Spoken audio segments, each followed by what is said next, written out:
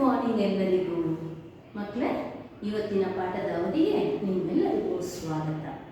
ಹಿಂದಿನ ತರಗತಿಯಲ್ಲಿ ನಾವು ಸಮಾಜ ವಿಜ್ಞಾನದ ಭೂಗೋಳ ಈ ಪಾಠದಲ್ಲಿ ಉತ್ತರ ಅಮೆರಿಕಾ ಪ್ರೈರೀಸ್ಗಳ ನಾಡು ಈ ಒಂದು ಪಾಠದಲ್ಲಿ ನಾವು ಅಲ್ಲಿಯ ಸ್ಥಾನ, ವಿಸ್ತೀರ್ಣ, ಭೌಗೋಳಿಕ ಸನ್ನಿವೇಶ ಹಾಗೆ ಪ್ರಾಕೃತಿಕ ವಿಭಾಗಗಳ ಬಗ್ಗೆ ಕಲಿತಿದ್ವಿ. ಇವತ್ತು ನಾವು ಮುಂದುವರೆದು ಆ ಪಾಠದಲ್ಲಿ ವಾಯುಗುಣ ಮತ್ತು ಸ್ವಾಭಾವಿಕ ಸಸ್ಯವರ್ಗ, ಇಲ್ಲಿ ಯಾವ ರೀತಿಯ ಸಸ್ಯವರ್ಗ ಇದೆ, ಹಾಗೆ ಯಾವ ಪ್ರಾಣಿಗಳು ವಾಸಿಸ್ತವೆ, ಮತ್ತು ಇಲ್ಲಿಯ ಕೈಗಾರಿಕೆಗಳು, ಖನಿಜಗಳು ಮತ್ತು ಬೆಳೆಗಳ ಬಗ್ಗೆ ನಾವು ಇವತ್ತು ನೋಡೋಣ. ಹಾಗಾದರೆ ನಾವು ಇವತ್ತಿನ ಪಾಠವನ್ನು ಪ್ರಾರಂಭಿಸೋಣ. ಮೊದಲನೇದಾಗಿ ನಾವು ವಾಯುಗುಣ ಯಾವ ರೀತಿಯಲ್ಲಿ ಹಂಚಿಕೆಯಾಗಿದೆ ಎಂಬುದನ್ನು ನೋಡೋಣ.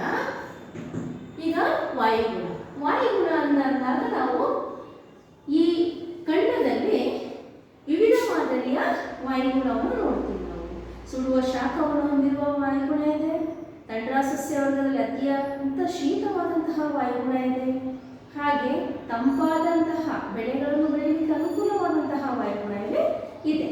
ಹಾಗಾದರೆ ವಾಯುಗುಣದಲ್ಲಿ ಯಾವ ಮಾದರಿಯ ವಾಯುಗುಣ ಇದೆ ಅಂತ ನೋಡೋಣ.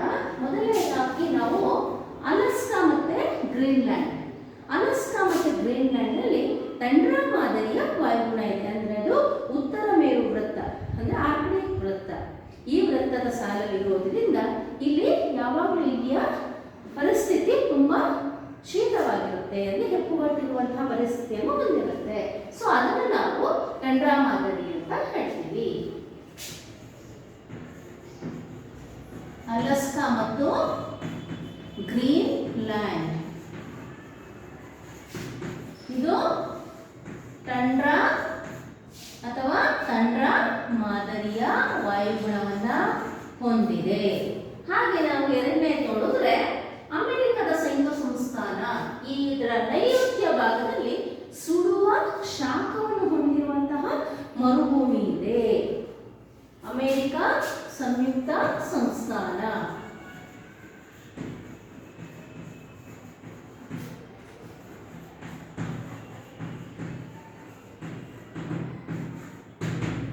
ಸುಡುವ ಶಾಖ ಅಂದ್ರೆ ಅತ್ಯಂತ ಶಾಖಭರಿತವಾದಂತಹ ಪರಿಸ್ಥಿತಿ.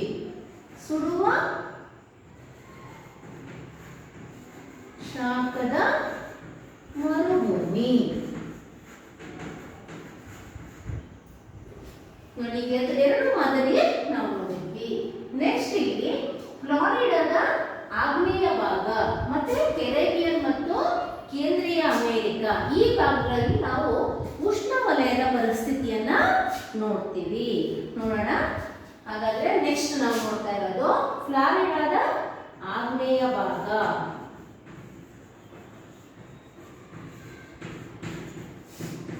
ಫ್ಲಾರಿಡಾದ ಆಗ್ನೇಯ ಭಾಗ, ಕೆರೆಬಿಯನ್ ಮತ್ತೆ ಕೇಂದ್ರೀಯ ಅಮೆರಿಕ.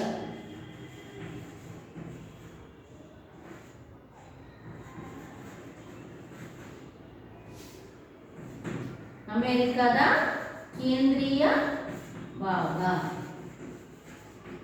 ಇಲ್ಲಿ ಉಷ್ಣವಲಯದ ಪರಿಸ್ಥಿತಿಯನ್ನು ನಾವು ನೋಡ್ತೀವಿ. ಉಷ್ಣವಲಯದ ಪರಿಸ್ಥಿತಿ.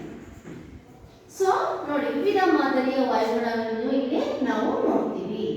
ಈ ಖಂಡದ ಕೇಂದ್ರ ಮತ್ತು ದಕ್ಷಿಣ ಪ್ರದೇಶಗಳಲ್ಲಿ ಸಾಮಾನ್ಯವಾಗಿ ಚಂಡಮಾರುತಗಳು, ಭಯಂಕರವಾದಂತಹ ಬಿರುಗಾಳಿಯುಕ್ತ ಚಂಡಮಾರುತಗಳು ಇಲ್ಲಿ ಬೀಸ್ತವೆ. ಸೊ ಅಲ್ಲಿ ಬೀಸುವಂತಹ ಎರಡು ಚಂಡಮಾರುತಗಳು ನೋಡೋಣ. ಪ್ರಮುಖವಾದ ಚಂಡಮಾರುತ ಹರಿಕೇನ್ ಮತ್ತು ಟಾರ್ನೆಡೋ.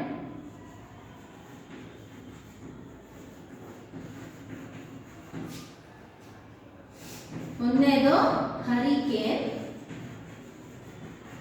ಎರಡನೇದು ಟಾರ್ನೆಡೋ.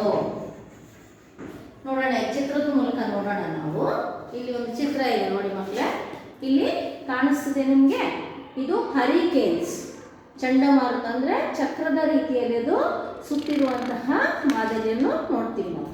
ಹಾಗೇನೆ ಇದರಲ್ಲಿ ಇನ್ನೊಂದಿದೆ ನೋಡಿ, ಇದು ಕೂಡ ಹರಿಕೇನ್ಸ್.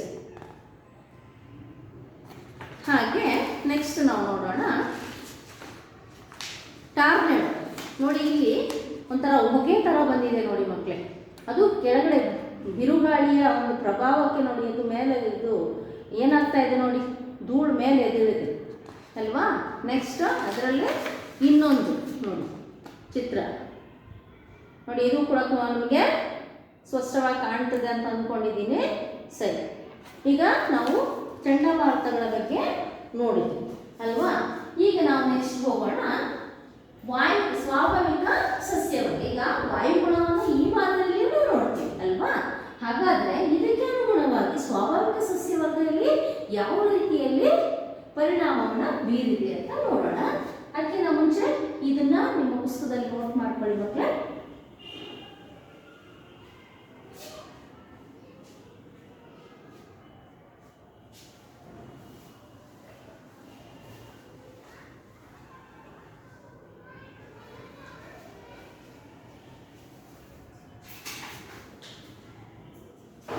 ಹಾಗೆ ನೆಕ್ಸ್ಟ್ ನಾವು ನೋಡೋಣ ಈಗ ಸ್ವಾಭಾವಿಕ ಸಸ್ಯವರ್ಗಗಳು.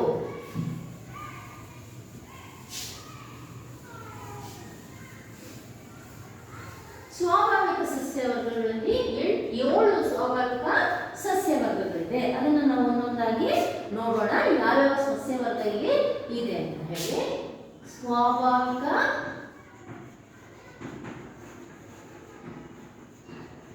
ಸಸ್ಯವರ್ಗಗಳು.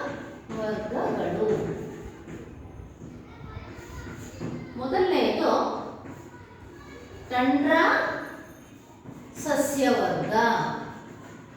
ಮೊದಲನೆಯದು ತಂಡ್ರ ಸಸ್ಯವರ್ಗ. ಎರಡನೆಯದು ಸೂಚಿಪರ್ಣ ಕಾಡುಗಳು ಅಥವಾ ಟೈಗಾ ಕಾಡುಗಳು.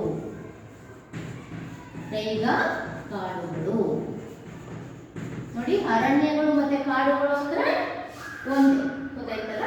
ನೆಕ್ಸ್ಟ್ ಮೂರನೇದು ನೋಡೋಣ, ಸಮಶೀತೋಷ್ಣ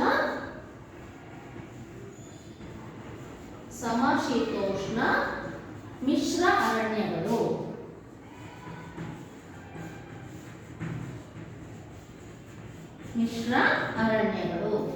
ನೆಕ್ಸ್ಟ್ ನಾಲ್ಕನೇದು ತಂಪಾದ ಸಮಶೀತೋಷ್ಣ ಹುಲ್ಲುಗಾವಲು.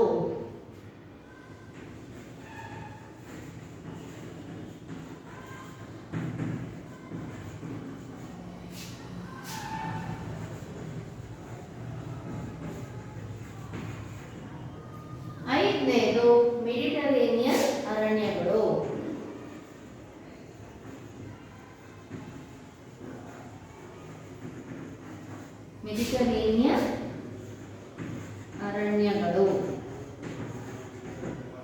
ಆರನೆಯದು ಉಷ್ಣ ಮತ್ತು ಅರೆ ಮರುಭೂಮಿ.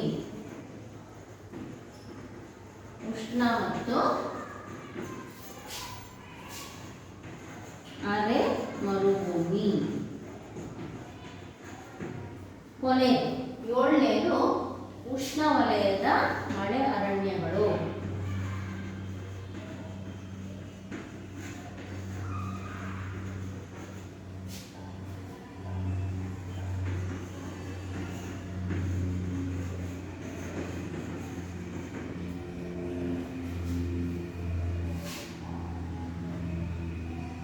ನೋಡಿ ಮಕ್ಕಳು, ಇದನ್ನು ಬರ್ಕೊಳ್ಳಿ, 7 ಪಾಯಿಂಟ್ಗಳನ್ನು ಪುಸ್ತಕದಲ್ಲಿ ಬರ್ಕೊಳ್ಳಿ. ನೆಕ್ಸ್ಟ್ ನಾವು ಮ್ಯಾಪಲ್ಲಿ ನೋಡೋಣ ಯಾವ ರೀತಿಯಲ್ಲಿ ಅದನ್ನ ನಾವು ಗುರುತಿಸೋದು ಅಂತ. ಹಾಗೆ ನಿಮ್ಮ ಟೆಕ್ಸ್ಟ್ ಬುಕ್ ಮತ್ತೆ ಅಟ್ಲಸ್, ಪೆನ್ಸಿಲ್, ಪೆನ್ ಇದಿಷ್ಟು ನಿಮ್ಮ ಹತ್ರ ಇರಬೇಕು ಮಕ್ಕಳೇ. ನಾವು ಸ್ಥಳಗಳನ್ನು ಹೇಳಿದಾಗ ಅಲ್ಲಿ ನೀವು ಗುರುತಿಸಿ, ಗೊತ್ತಾಯ್ತಲ್ವಾ. ಎಸ್, ಈಗ ಇದನ್ನು ಬರ್ಕೊಳ್ಳಿ.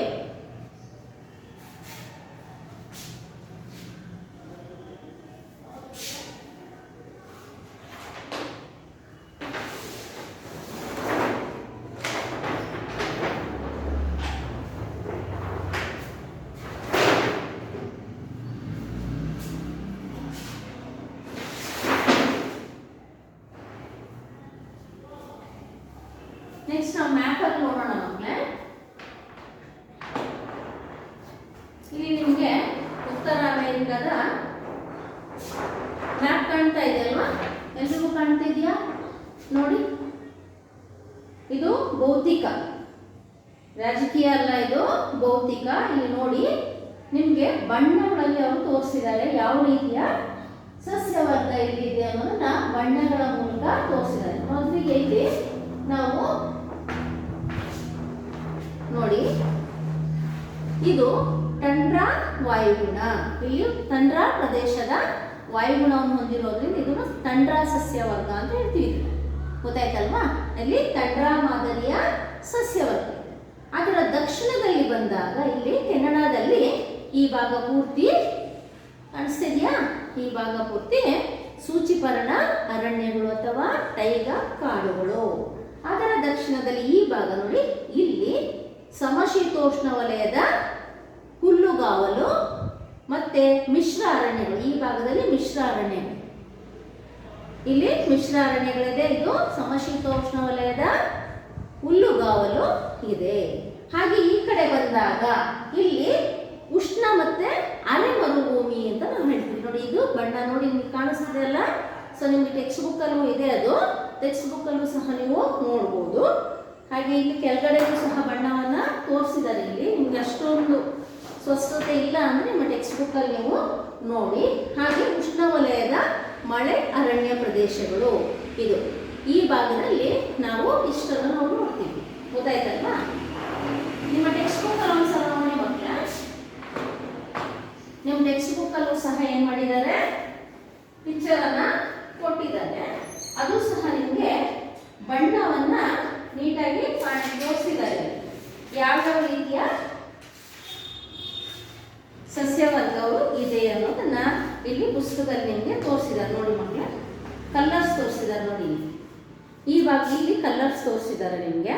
ಆ ಕಲರ್ಸ್ಗೆ ಅನುಗುಣವಾಗಿ ಇಲ್ಲಿ ಸಸ್ಯವರ್ಗವನ್ನು ತೋರಿಸಿದ್ದಾರೆ. ಸೊ ಇಲ್ಲಿ ವೈಟ್ ನಿಮಗೆ ಕಾಣ್ತಾ ಇದೆ. ವೈಟ್ ಇದು ಟಂಡ್ರಾ ಸಸ್ಯವರ್ಗ ನೋಡಿ. ಇದು ಈ ಭಾಗ ಯಾವುದನ್ನು ಮೊದಲೇ ಹೇಳಿದ್ದೆ ನಿಮಗೆ, ಅಲಾಸ್ಕಾ ಮತ್ತೆ ಗ್ರೀನ್ಲ್ಯಾಂಡ್ ಮತ್ತೆ ಅಲಾಸ್ಕಾದಲ್ಲಿ ಯಾವುದು ಸಸ್ಯವರ್ಗ ಇದೆ? ಟಂಡ್ರಾ ಸಸ್ಯವರ್ಗ ಇದೆ ಅಲ್ವಾ. ನೆಕ್ಸ್ಟ್ ನಾವು ಬಂದಾಗ ಸೂಚಿಪರ್ಣ ಅರಣ್ಯ ಅಂತ ಹೇಳಿದೆ ನೋಡಿ. ಇದಿಷ್ಟು ಭಾಗ ಹಸಿರು ಭಾಗ ನಿಮಗೆ ಕಾಣ್ತದೆ ಅಲ್ವಾ. ಇದು ಸೂಚಿಪರ್ಣ ಕಾಡುಗಳು ಅಂದ್ರೆ ಕೆನಡಾದಲ್ಲಿ ನಾವು ನೋಡ್ತೀವಿ ಇದನ್ನ. ಹಾಗೇನೆ ನೆಕ್ಸ್ಟ್ ನಾವು ಸಮಶೀತೋಷ್ಣ ಮಿಶ್ರ ಅರಣ್ಯಗಳನ್ನು ನಾವು ನೋಡ್ತೀವಿ. ಸಮಶೀತೋಷ್ಣ ಮಿಶ್ರ ಅರಣ್ಯಗಳನ್ನು ಇಲ್ಲಿ ನೋಡ್ತೀವಿ ನೋಡಿ, ಇಲ್ಲಿದೆ. ಇದು ಬೇರೆ ಕಲರಲ್ಲಿದೆ. ನೆಕ್ಸ್ಟ್ ನಾವು ನೋಡ್ತೀವಿ ಸಮಶೀತೋಷ್ಣ ಹುಲ್ಲುಗಾವಲು. ನೋಡಿ, ಇದು ಎಲ್ಲೋ ಭಾಗ ಇದೆ ನೋಡಿ, ಇದು ಸಮಶೀತೋಷ್ಣ ಹುಲ್ಲುಗಾವಲು. ನೆಕ್ಸ್ಟ್ ನಾವು ನೋಡ್ತೀವಿ ಮೆಡಿಟರೇನಿಯನ್ ಅರಣ್ಯ. ಸೊ ಮೆಡಿಟರೇನಿಯನ್ ಅರಣ್ಯಕ್ಕೆ ಇಲ್ಲಿ ನೇರಳೆ ಬಣ್ಣವನ್ನು ಕೊಟ್ಟಿದ್ದಾರೆ. ಹಾಗೆಯೇ ಉಷ್ಣ ಮತ್ತು ಅರೆ ಮರುಭೂಮಿ ನೋಡಿ, ಇದು ಪಿಂಕ್ ಕಲರ್ ಇದೆ. ಹಾಗೆಯೇ ಉಷ್ಣವಲಯದ ಮಳೆ ಅರಣ್ಯ ಈ ಭಾಗ. ಗೊತ್ತಾಯ್ತಲ್ವಾ? 7 ಸಸ್ಯವರ್ಗಗಳನ್ನು 7 ಬಣ್ಣಗಳಿಂದ ಅವರು ತೋರಿಸಿದ್ದಾರೆ. ಈಗ ನಾವು ಮುಂದುವರೆದು ಒಂದೊಂದೇ ಸಸ್ಯವರ್ಗದ ಬಗ್ಗೆ ನೋಡೋಣ. ಪ್ರತಿ ಸಸ್ಯವರ್ಗದಲ್ಲಿ ಅದು ಎಲ್ಲಿದೆ, ಮತ್ತೆ ಅಲ್ಲಿ ಯಾವ ಸಸ್ಯವರ್ಗ ಬೆಳೀತಿದೆ, ಮತ್ತೆ ಯಾವ ಪ್ರಾಣಿಗಳಲ್ಲಿ ವಾಸಿಸ್ತದೆ ಅನ್ನೋದನ್ನು ನಾವು ಇವಾಗ ನೆಕ್ಸ್ಟ್ ನೋಡ್ತಾ ಹೋಗೋಣ. ಈಗ ಮೊದಲನೇ ನಾವು ಟಂಡ್ರಾ ಸಸ್ಯವರ್ಗದ ಬಗ್ಗೆ ನೋಡೋಣ.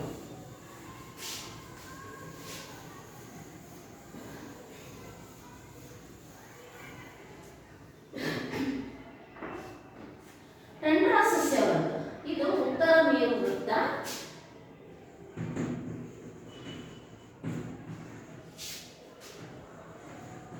ಉತ್ತರ ಮೇರು ವೃತ್ತ ಅಂತ ನಿಮಗೆಲ್ಲ ಗೊತ್ತಿದೆ. ಯಾವುದು? ಆರ್ಕಟಿಕ್ ಅಂದ್ರೆ ಉತ್ತರದ ಭಾಗ, ಅತ್ಯಂತ ಶೀತ ಇರುವಂತಹ ಪ್ರದೇಶ. ಕೆನಡಾ,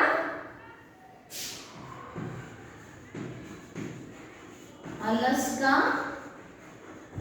ಮತ್ತು ಗ್ರೀನ್ಲ್ಯಾಂಡ್.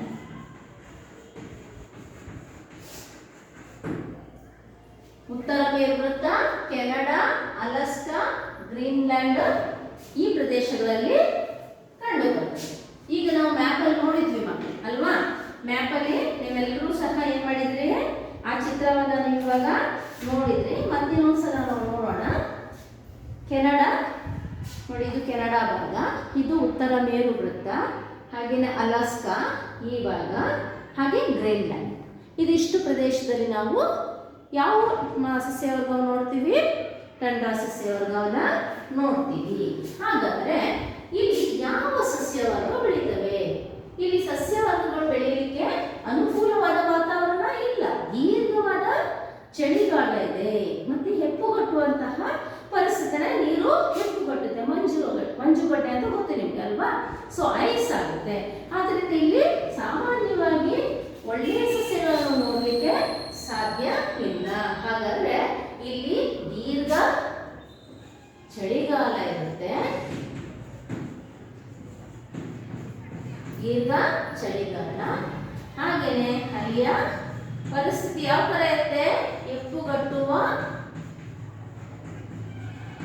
ಸ್ಥಿತಿ, ಹೆಪ್ಪುಗಟ್ಟುವ ಸ್ಥಿತಿ. ಹಾಗೆ ಬೇಸಿಗೆ ಅತಿ ಕಡಿಮೆ ಆಗುತ್ತೆ, ಬೇಸಿಗೆ ತುಂಬಾ ಕಡಿಮೆ ಇದೆ. ಯಾಕಂದ್ರೆ ಯಾವಾಗಲೂ ಸಹ ಅದು ಉತ್ತರ ಮೇಲ್ವೃತ್ತ ಅಂದ್ರೆ 66°C ಅಲ್ಲಿದೆ.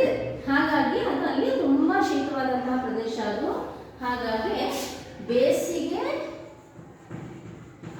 ಅವಧಿ ಅತಿ ಕಡಿಮೆ.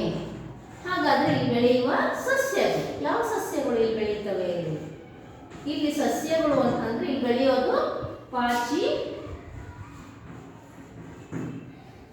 ಮತ್ತು ಹಾವಸೆಗಳು. ಕೆಲವೊಂದು ಸುಗಂಧ ದ್ರವ್ಯವನ್ನು ಬೀರುವಂತಹ ಕೆಲವೊಂದು ಸಸ್ಯಗಳು ಇಲ್ಲಿ ಬೆಳೀತವೆ. ಈ ಪಾಚಿ ಮತ್ತೆ ಹಾವಸೆಗಳನ್ನು ಬಿಟ್ಟರೆ ಬೇರೆ ಯಾವುದೇ ಸಸ್ಯವರ್ಗಗಳು ಇಲ್ಲಿ ಬೆಳೆಯಲಿಕ್ಕೆ ಸಾಧ್ಯ ಇಲ್ಲ. ಹಾಗಾದ್ರೆ ಇಲ್ಲಿ ಇವಾಗ ಅತ್ತೆ ಇಲ್ಲಿ ಪ್ರಾಣಿಗಳನ್ನು ನೋಡೋಣ. ಅದಾದ ನಂತರ ನಮ್ಮ ಚಿತ್ರಗಳನ್ನು ನೋಡ್ತಾ ಹೋಗೋಣ. ಇಲ್ಲಿ ಯಾವ ಪ್ರಾಣಿಗಳು ವಾಸಿಸ್ತವೆ?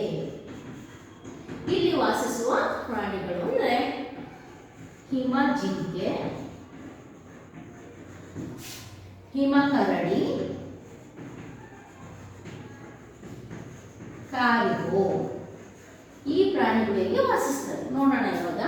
ಇಲ್ಲಿ ನಿಮಗೆ ಚಿತ್ರ ಇದೆ, ಮತ್ತೆ ಕಾಣಿಸ್ತಾ ಇದೆ ಚಿತ್ರಗಳು. ನೋಡಿ, ಈ ಕಡೆ ಮೇಲೆ ಪಾಚಿ ಇದೆ ಅಲ್ವಾ?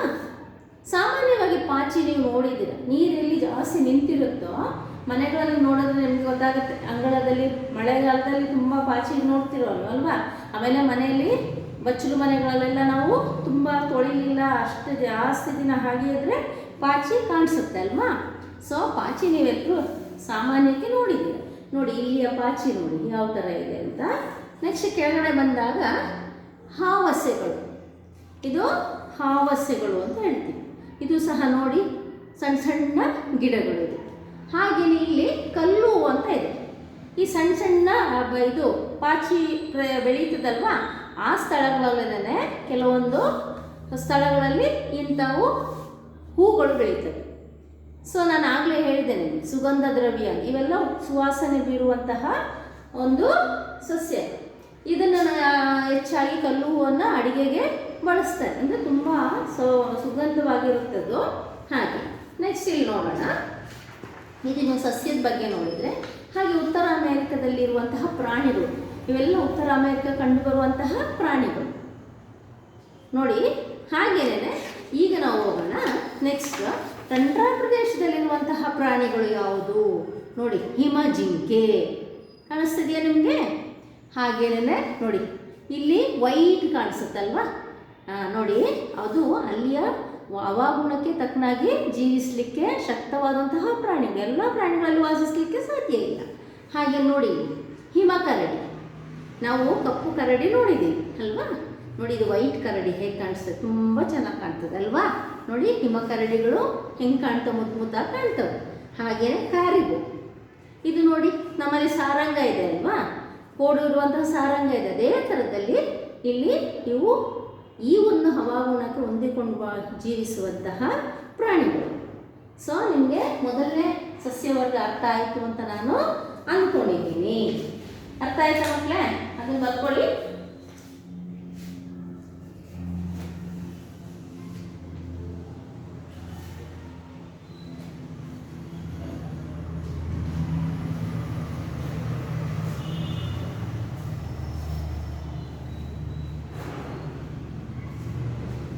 ನೆಕ್ಸ್ಟ್ ನಾವು ಎರಡನೇ ಸಸ್ಯವರ್ಗಕ್ಕೆ ಹೋಗೋಣ ಮಕ್ಕಳೇ.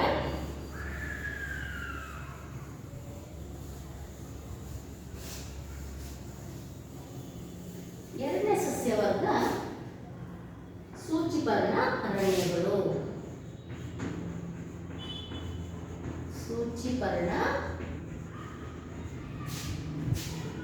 ಅರಣ್ಯಗಳು. ಇದಕ್ಕೆ ಇನ್ನೊಂದು ಹೆಸರು ಟೈಗಾ ಕಾಡುಗಳು. ಟೈಗಾ ಕಾಡುಗಳು. ಸೊ ಇಲ್ಲಿ ಯಾವ ರೀತಿಯ ಸಸ್ಯವರ್ಗ ಇದೆ ಮತ್ತೆ ಯಾವ ಪ್ರಾಣಿಗಳಲ್ಲಿ ವಾಸಿಸ್ತವೆ ಅನ್ನೋದನ್ನ ನಾವು ನೋಡೋಣ. ಇಲ್ಲಿ ಫಸ್ಟ್ ನಾವು ನೋಡೋಣ. ಇದು ನಿಮಗೆ ತಂಡ್ರ ಸಸ್ಯವರ್ಗ ಇಲ್ಲಿ ಹೇಳಿದೆ ಮಕ್ಕಳೇ. ಇಲ್ಲಿ ವೈಟ್ ಕಾಣಿಸ್ತದಲ್ಲ ಬಣ್ಣ, ಅದು ತಂಡ್ರ ಸಸ್ಯವರ್ಗ. ಅದರ ಕೆಳಗಡೆ ಇರುವಂತಹ ಭಾಗ, ಹಸಿರು ಭಾಗ ಏನಿದೆಯೋ ಅದು ಸೂಚಿಪರ್ಣ ಅರಣ್ಯಗಳು ಅಥವಾ ಟೈಗಾ ಕಾಡುಗಳು. ಸೊ ಇಲ್ಲಿ ಇವಾಗ ನಾವು ಅದ್ರ ಬಗ್ಗೆ ನೋಡೋಣ. ಇದು ತಂಡ್ರದ ದಕ್ಷಿಣ ಭಾಗದಲ್ಲಿರುವಂತಹ ಒಂದು ಸಸ್ಯವರ್ಗ ಅಥವಾ ಅರಣ್ಯಗಳು ಅಂತ ನಾವು ಹೇಳ್ತೀವಿ. ಸೊ ಈಗ ಇಲ್ಲಿ ಯಾವ ಥರದ ಮರಗಳು ಬೆಳೀತವೆ, ಇಲ್ಲಿ ಯಾವ ಮರಗಳು ಬೆಳೀತವೆ ಅಂತ ನೋಡೋಣ. ಇಲ್ಲಿ ಬೆಳೆಯುವ ಮರಗಳು ಪೈನ್, ಫರ್ ಮತ್ತೆ ಸ್ಪ್ರೂಸ್. ಇಲ್ಲಿ ಬೆಳೆಯುವಂಥ ಇವೆಲ್ಲ ಮೃದು ಮರಗಳು. ಇದನ್ನ ಕಾಗದ ತಯಾರಿಕೆ, ನ್ಯೂಸ್ ಪ್ರಿಂಟ್ ಮತ್ತೆ ರಟ್ಟುಗಳನ್ನು ತಯಾರಿಸಲಿಕ್ಕೆ ಉಪಯೋಗಿಸುವಂಥದ್ದು. ಇವೆಲ್ಲ ಮೃದು ಮರಗಳು. So fir, pine, fir, pine, spruce ಮತ್ತೆ ಲಾರ್ಚ್ ಇಲ್ಲಿ ಬೆಳೆಯುವಂತಹ ಮರಗಳು. ಅಂದ್ರೆ ಇವು ಯಾವಾಗಲೂ ಸದಾ ಹಸಿರಾಗಿರುವಂತಹ ಕಾಡುಗಳು, ಯಾವಾಗಲೂ ಸದಾ ಹಸಿರಾಗಿರುತ್ತೆ. ಮತ್ತೆ ಈ ಕಾಡುಗಳು ಸೂಚಿಪರ್ಣ ಅಂತ ಹೇಳ್ತೀವಿ. ಸೂಚಿ ಅಂದ್ರೆ ಅದು ಸೂಜಿ ಮೊನೆಯಾಕಾರದ ಎಲೆಗಳನ್ನ ಹೊಂದಿರುತ್ತೆ. ಸೊ ಸೂಜಿಯಾಗಿರುತ್ತೆ. ನೀವು ಯಾವ್ದಾದ್ರು ಉದಾಹರಣೆ ಕೊಡ್ಬೋದಾ? ಅಂತಹ ಎಲೆಗಳನ್ನು ನೋಡಿದ್ದೀರಾ? ಹೌದಲ್ಲ? ಯಾವ್ದು ನೋಡಿದ್ದೀರಾ? ಅಶೋಕ ಟ್ರೀ ನೋಡಿದ್ದೀರಲ್ವಾ? ಅಶೋಕ ಅಂತವು ನಮ್ಮಲ್ಲೂ ತುಂಬಾ ಇದೆ ಅಲ್ವಾ? ಸಣ್ಣ ಸಣ್ಣ ಚೂಪಾದ ಎಲೆಗಳನ್ನು ಹೊಂದಿರುವಂತಹ ನಾವು ಮರಗಳನ್ನ ಸುಮಾರು ನೋಡ್ತೀವಿ ನಾವು ಅಲ್ವಾ? ನೀಲಗಿರಿ ಮರ ನೋಡ್ತೀವಿ, ಹಾಗೆ ಅಶೋಕ ಟ್ರೀ ನೋಡ್ತೀವಿ, ಕ್ರಿಸ್ಮಸ್ ಟ್ರೀ ನೋಡ್ತೀವಿ ಅಲ್ವಾ? ಸೊ ಇಲ್ಲಿ ಈ ಅದಕ್ಕೆ ಸೂಜಿ ಅಂದ್ರೆ ಸೂಜಿ ಆಕಾರದ, ಅಗಲ ಅಲ್ಲ, ಸೂಜಿ ಆಕಾರದಲ್ಲೇ ಇಲ್ಲಿರುವಂತಹ ಮರಗಳು. ಸೊ ಇಲ್ಲಿ ಯಾವ ಪ್ರಾಣಿಗಳು ವಾಸಿಸ್ತವೆ? ಇಲ್ಲಿ ವಾಸಿಸುವ ಪ್ರಾಣಿಗಳು ಲಿಂಕ್ಸ್, ಸೇಬಲ್ ಮತ್ತೆ ಸಿಲ್ವರ್ ತೋಳ. ಲಿಂಕ್ಸ್, ಸೇಬಲ್ ಮತ್ತು ಸಿಲ್ವರ್ ತೋಳ. ನಾವೆಲ್ಲ ತೋಳ ನೋಡಿದೀವಲ್ಲ ಮಕ್ಕಳೇ? ತೋಳ ಅದೇ ತರ ಇರುತ್ತೆ. ಹೆಸರು ಕೊಟ್ಟಿದ್ದಾರೆ, ಸಿಲ್ವರ್ ತೋಳ ಅಂತ ಕೊಟ್ಟಿದ್ದಾರೆ. ಸೊ ಈಗ ಇಲ್ಲಿ ನೋಡೋಣ, ಚಿತ್ರ ನೋಡೋಣ ಅಲ್ವಾ? ಎಸ್. ಈಗ ನೋಡಿ, ಇಲ್ಲಿ ನಾವು ಚಿತ್ರಗಳನ್ನು ಒಂದೊಂದಾಗಿ ನೋಡೋಣ. ಇದು ನೋಡಿ ಟೈಗಾ ಕಾಡುಗಳು. ತುಂಬಾ ಇದೆ ಈ ಮರಗಳು, ಎಲ್ಲ ಸೂಜಿ ಮೊನೆ ಆಕಾರದ ಎಲೆಗಳು ಕಾಣಿಸ್ತದಲ್ಲ? ಎಸ್. ನೆಕ್ಸ್ಟ್ ನಾವು ನೋಡೋಣ. ಇಲ್ಲಿ ಸೂಚಿಪರ್ಣ ನೋಡಿ, ಇನ್ನೊಂದು ಚಿತ್ರ ಇದೆ. ಹಾಗೇನೆ ನೆಕ್ಸ್ಟ್ ಒಂದೊಂದೇ ಮರಗಳನ್ನು ನಾವು ನೋಡೋಣ. ಇದು ನೋಡಿ ಪೈನ್ ಮರ. ಯಾವ ಮರ ಇದು? ಪೈನ್ ಮರ. ನೆಕ್ಸ್ಟ್ ನಾವು ನೋಡೋಣ ಫರ್ ಮರ. ಅದು ಸಹ ಅಶೋಕ ಟ್ರೀ ಇದ್ದಂಗಿದೆ ನೋಡಿ. ಕ್ರಿಸ್ಮಸ್ ಟ್ರೀ ಎಲ್ಲ ನಾವು ನೋಡ್ತೀವಲ್ಲ, ಅದೇ ಥರ ಇದೆ ನೋಡಿ. ನೆಕ್ಸ್ಟ್ ಇದು ಫರ್ ಮರ. ನೆಕ್ಸ್ಟ್ ನೋಡೋಣ ಸ್ಪ್ರೂಸ್ ಮರ. ಇದು ಯಾವುದು? ಸ್ಪ್ರೂಸ್. ಅದರ ಎಲೆಗಳು ಕಾಣ್ತಾವೆ ನೋಡಿ ಸೂಜಿ ಮೊನೆಯಲ್ಲಿ. ಎಸ್. ನೆಕ್ಸ್ಟ್ ನಾವು ನೋಡೋಣ ಲಾರ್ಚ್ ಮರ. ನೋಡಿದ್ರಲ್ವಾ? ಇವು ಇಲ್ಲಿಯ ಪ್ರಮುಖ ಮರಗಳು. ನೆಕ್ಸ್ಟ್ ಲಾರ್ಚ್ ಮರದಲ್ಲಿ ಇನ್ನೊಂದಿದೆ ಚಿತ್ರ ನೋಡಿ. ಈಗ ನೋಡೋಣ ಪ್ರಾಣಿಗಳು. ನೋಡಿ ಇಲ್ಲಿ ಇದೇನು? ಲಿಂಕ್ಸ್ ಎರಡಿದೆ. ಏನಿದು?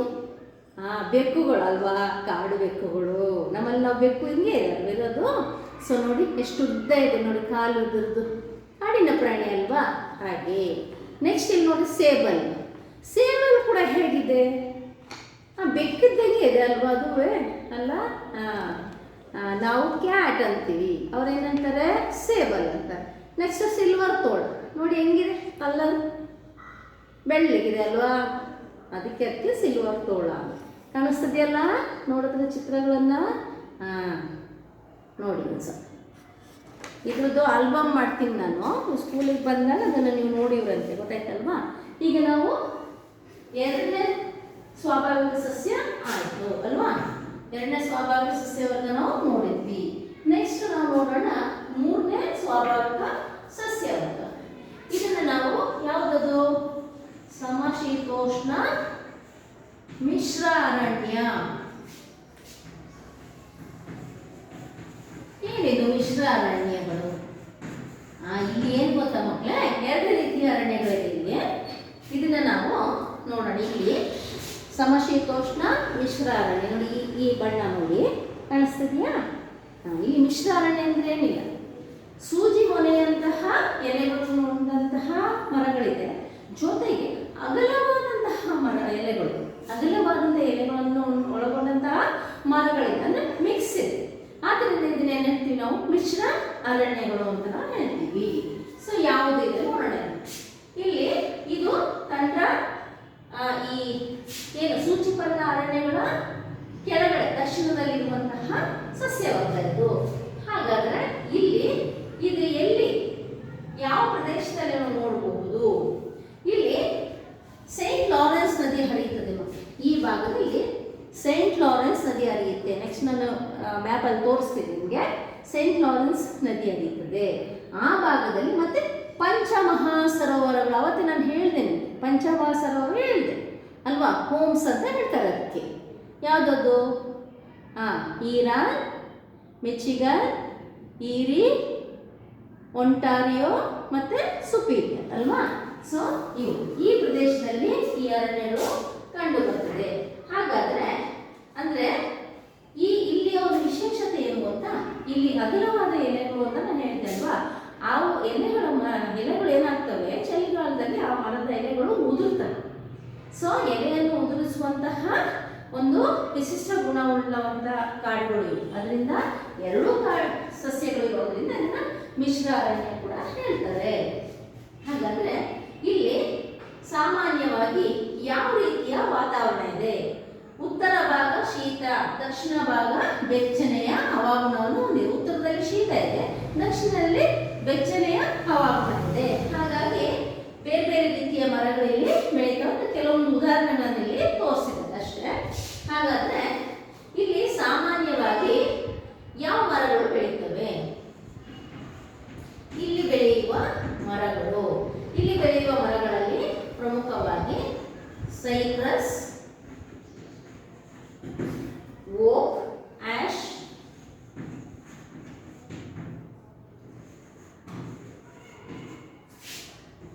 Chestnut,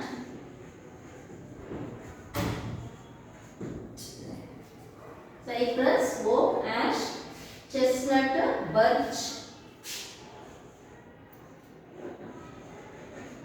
beach, maple,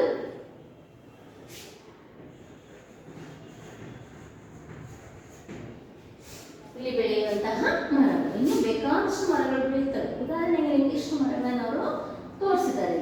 Cyprus, oak, ash, chestnut, birch, beach ಮತ್ತೆ ಮ್ಯಾಪಲ್. ಹಾಗಾದ್ರೆ ಇಲ್ಲಿಯ ಪ್ರಾಣಿಗಳನ್ನು ನೋಡೋಣ.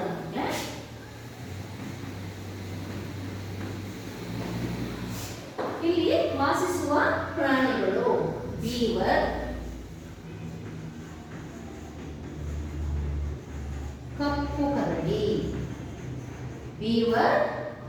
ಕಪ್ಪು ಕರಡಿ, ಹಿಮಗಿರಿ, ಮುಳ್ಳುಹಂದಿ,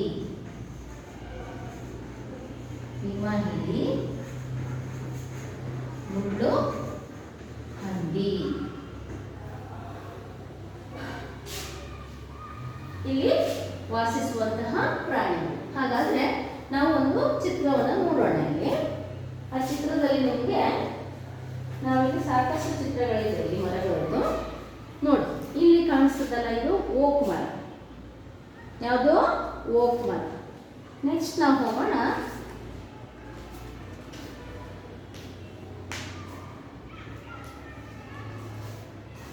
ಇದು ಓಕಲ್ಲಿ ಇನ್ನೊಂದು ರೆಡ್ ಓಕ್ ಅಂತ, ಕೆಂಪು ಎಲೆಗಳಿದೆ ಇದಕ್ಕೆ.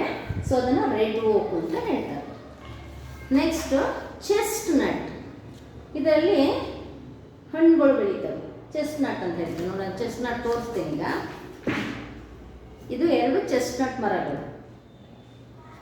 ಹಾಗೆ ನೋಡಿ ಚೆಸ್ಟ್ನಟ್ ನೋಡಿ ಕಾಣಿಸ್ತದೆಯಾ?